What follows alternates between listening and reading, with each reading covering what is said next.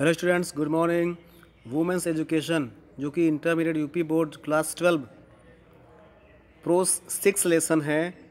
आज मैं इसका तीसरा वीडियो लेकर के आप लोग के बीच में आया हूँ, जिसमें मैं आप लोग को एक्सप्लेनेशन करना सिखा रहा हूँ। कैसे आपको एक्सप्लेनेशन करना है जो कि बोर्ड एग्ज़ाम में 10 मार्क्स का आता है। तो मैंने एक मोस्ट इम्पॉर्टेंट जो कि बहुत बार एग्ज़ाम में पूछा गया है ऐसा पैराग्राफ आप लोगों के बीच में लेकर के आया हूँ। उसको ध्यान से पढ़िएगा, समझिएगा, कैसे एक्सप्लेनेशन करना है आप सीखिएगा।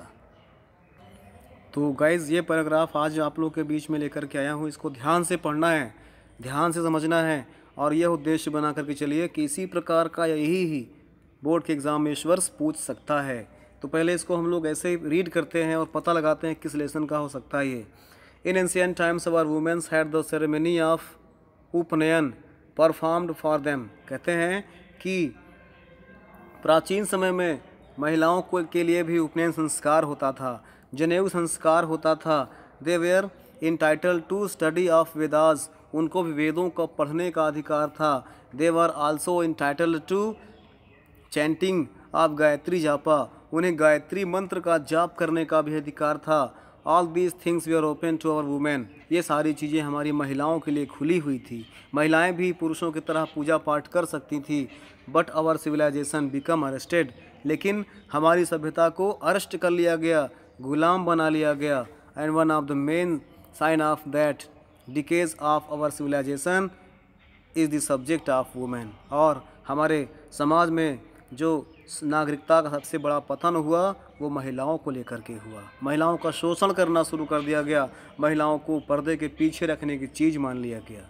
ऐसा नहीं है। आज महिलाएं किसी भी क्षेत्र में किसी पुरुष से कम नहीं हैं। वे बराबर एक दूसरे का साथ दे रहे हैं और बराबर कदम से कदम मिला करके महिलाएं और पुरुष एक साथ चल रहे हैं। तो आइए रेफरेंस देखते हैं। हिंट में आपको स्टार्टिंग का 2-3 वर्ड्स लिखना होता है और लास्ट का 2-3 वर्ड्स लिखना होता है। इसके बाद हम लोग लिखते हैं रेफरेंस। याद रखिएगा 10 मार्क्स का ये तो एटलीस्ट 100+ वर्ड्स का होना चाहिए। तो रेफरेंस टू द कॉन्टेक्स्ट देखते हैं। These lines are taken from the lesson womens education written by S Radhakrishnan. ये पंक्तियाँ वुमेन्स एजुकेशन नामक लेसन से ली गई हैं, जिसके राइटर सर्वपल्ली राधाकृष्णन जी हैं। कॉन्टेक्स्ट लिखा हुआ है, इसको आप पैराग्राफ चेंज भी कर सकते हैं। In ancient society womens education was too much deep and broad. कहते हैं प्राचीन समय में महिलाओं की शिक्षा अधिक गहरी और अधिक विस्तृत थी।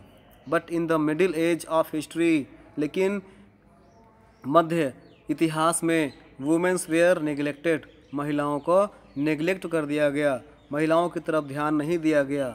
No attentions were paid toward the progress of women. महिलाओं के विकास पर किसी प्रकार का ध्यान नहीं दिया गया। So their conditions started declining. और इसी कारण से उनके स्थिति का पतन होना शुरू हो गया था। ये था हमारा रेफरेंस और कॉन्टेक्स्ट। आइए इसका एक्सप्लेनेशन देखते हैं। एक्सप्लेनेशन क्या कहता है? एक्सप्लेनेशन में ध्यान दीजिएगा, ऊपर की लाइनें विशेष हैं। इसको मैंने इसलिए पहले रीड कर दिया है। एक या दो बार आप वीडियो को पॉज करके फिर से रिटर्न करके देख सकते हैं, जिससे आप लोग को क्लियर हो जाए। तो हम पढ़ते हैं एक्सप्लेनेशन क्या होता है। जैसे हम लोग इसको रीड करते हैं, रीड करने के बाद उसको अपने अकॉर्डिंग सेंस निकालते हैं। जैसे शुरुआत में लिखा हुआ है, in ancient time our womens had the ceremony of upanayana performed for them. तो प्राचीन समय में महिलाओं को भी उपनयन संस्कार की अनुमति थी। इसको अपने शब्दों में कैसे लिख सकते हो?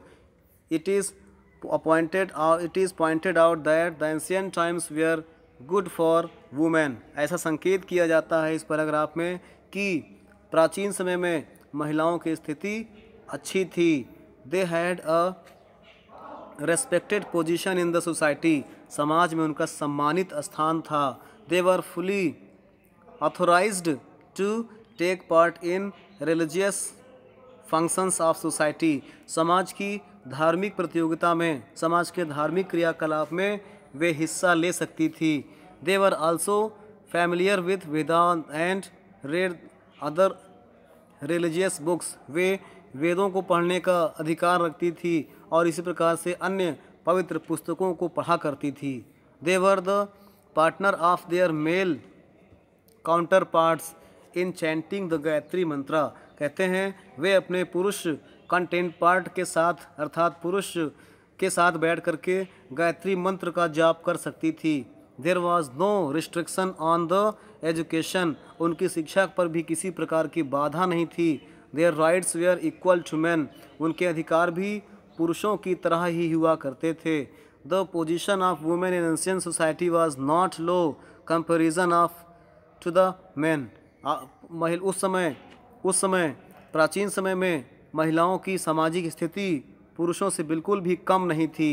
But when the ancient civilization began to decline, लेकिन जब से प्राचीन परंपराओं का, प्राचीन सभ्यता का पतन होना शुरू हुआ है, it has an adverse effect on the position of women, इससे महिलाओं की स्थिति पर बहुत ही खराब असर पड़ा है।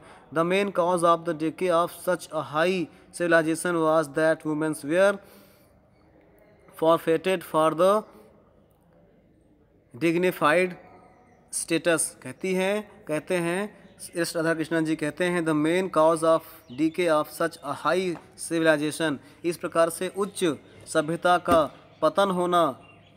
पतन होने का मेन कारण है the women's were forfeited for their dignified status, महिलाएं अपने खुद के अस्तित्व को खोती जा रही हैं। महिलाओं के कर्तव्य क्या हैं, महिलाओं के गुण क्या हैं, वे अपने गुणों को खोती जा रही हैं, अपने कर्तव्य को खोती जा रही हैं, और यही उनके पतन का सर्वश्रेष्ठ कारण है। तो स्टूडेंट्स, ये था इसका एक्सप्लेनेशंस। आपको ध्यान से पढ़ना है, ध्यान से समझना है, और बोर्ड के एग्ज़ाम में इसको बिल्कुल एक्यूरेट इसी प्रकार से आपको एक्सप्लेनेशन करना है, जिससे आपको 10 आउट ऑफ 10 मार्क्स मिल सकें। तो all the best, thanks for watching the video. जय हिंद।